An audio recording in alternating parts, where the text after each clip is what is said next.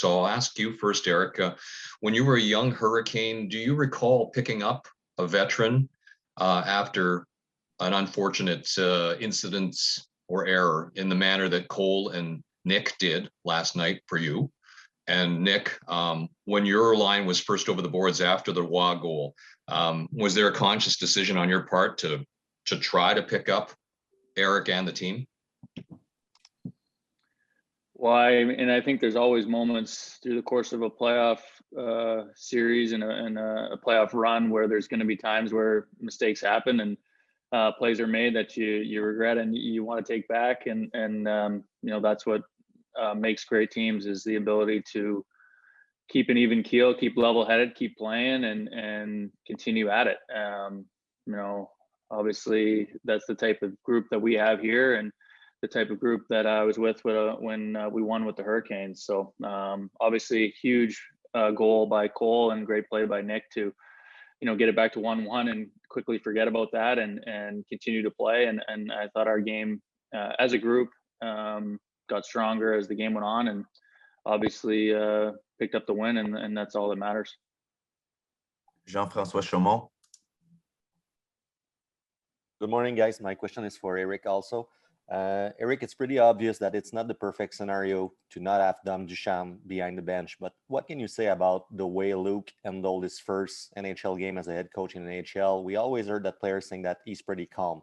Was it the case also last night with Luke? Yeah, he was. I mean, credit to him and to all of them, to Berkey and Alex as well, and Berge. He was around, so it. Obviously difficult circumstances.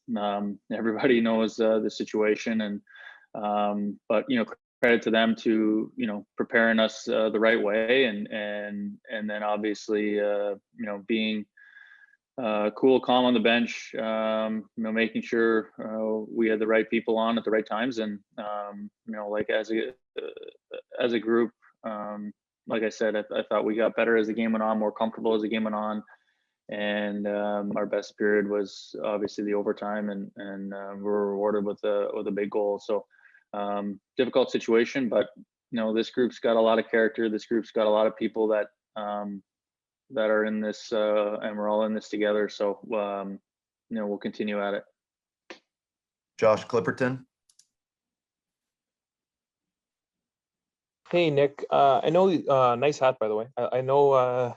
Luke usually works with the defenseman, but I'm wondering what you've learned from him on and off the ice, being a pro, or just life in general, and how inspiring his journey is in the game to get to this point, especially with the tremendous loss his family suffered a decade ago with the loss of his daughter.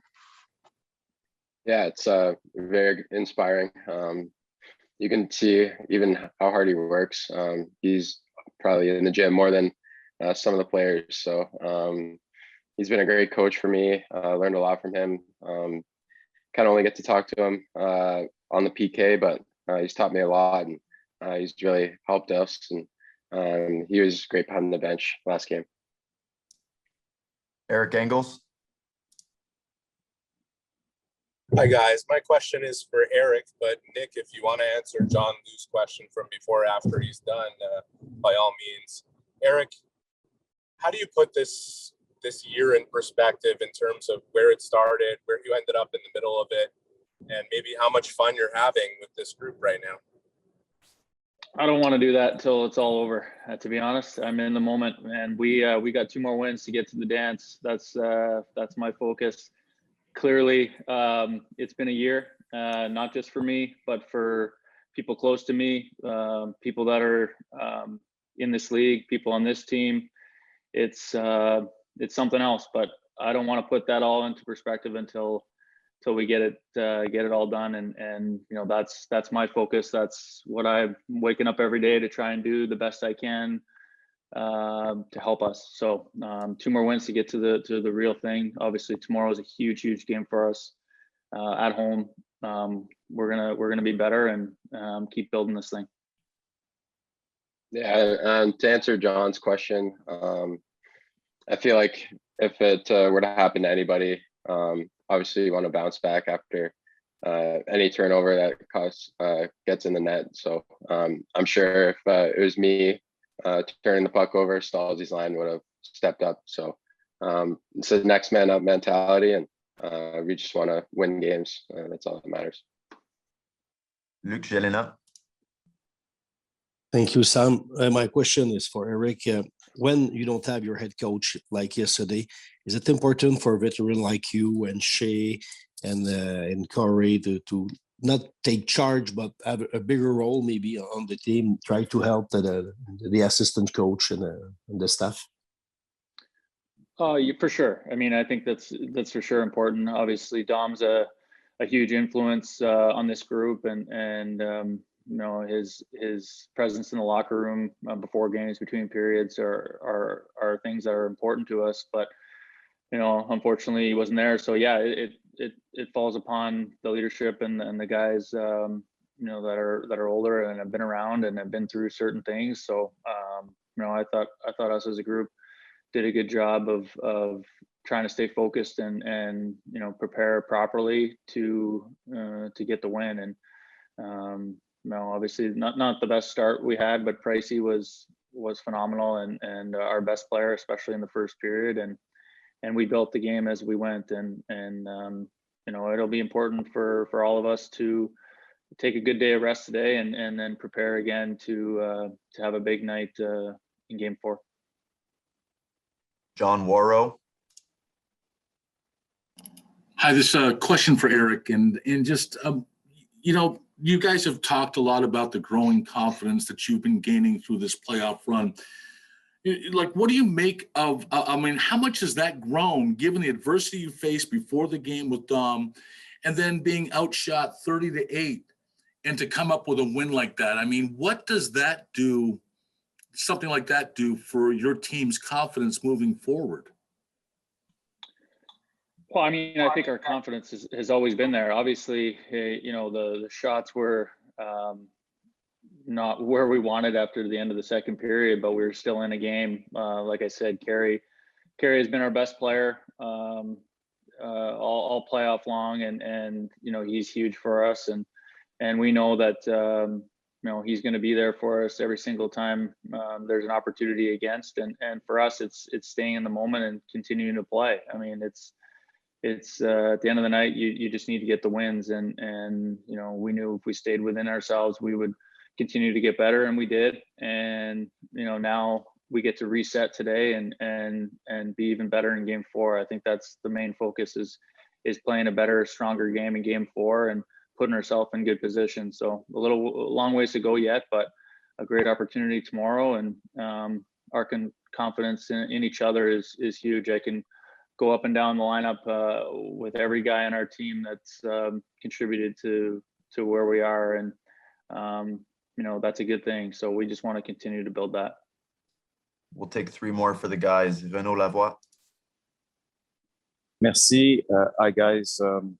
Eric, I don't know, you're probably not aware of that, but last night your peak speed-wise was 35.5, and you were number 1 on the team for a long time, but obviously Josh and Paul beat you at the end. But where do you find all that energy at this time of the year, where obviously it's a grind, and we know it's a grind?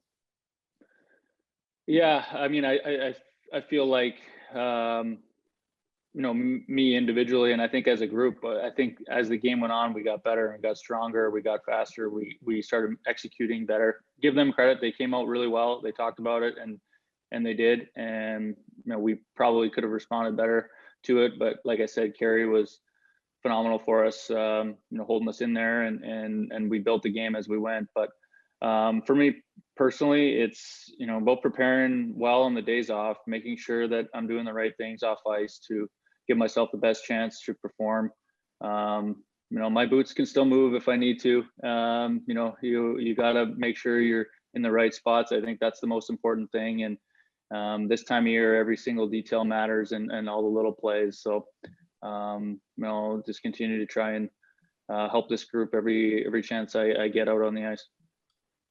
Alexis Bélanger-Champagne. Merci. A question for Nick. You guys have talked a lot about how you got better as the game went on, and how was of course a little bit difference with Luke running the bench. Just what was the impact of the absence of Dom regarding that tough start? Was there anything at all, or was it mostly just about the Golden Knights playing better? Yeah, you got to give them credit, obviously. They came out flying. They were really forward-checking hard. Their forwards were putting a ton of pressure on us up ice. And but yeah, I think Dom was probably in the back of our heads. Everyone was thinking about him. And but yeah, we got the win, and we're going to move forward to the next game. And we know we need to have a better start to give us a good shot. We'll take the last question from Sean Reynolds. Hey, this one's for Eric.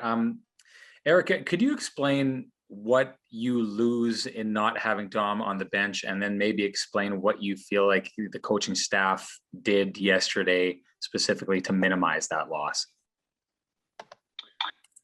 Well, I mean, I think every coach runs a bench differently. You know, everyone has their own style. Everyone has their own way of calling out lines and matchups. You know, I definitely think, you know, for a new guy doing that, it's you know, a little bit of an adjustment and comfort level that you need to feel. And you know, I thought for a first time with this group, Luke did a phenomenal job along with Alex and Berkey. I mean, it's not easy running a bench, especially in the third round of the playoffs, but you know, they did a phenomenal job. And like I said, the guys know situations. We've all kind of felt comfortable in the roles that we've been given, and guys know who's usually up at the certain times, but there's obviously a lot of things that go on during the course of a game. So a little different, you know, with a new person back there, but you know, they did a great job. And if it's going to be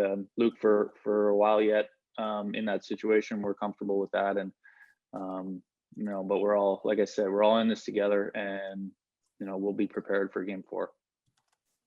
Eric, Nick, thanks for jumping on, guys.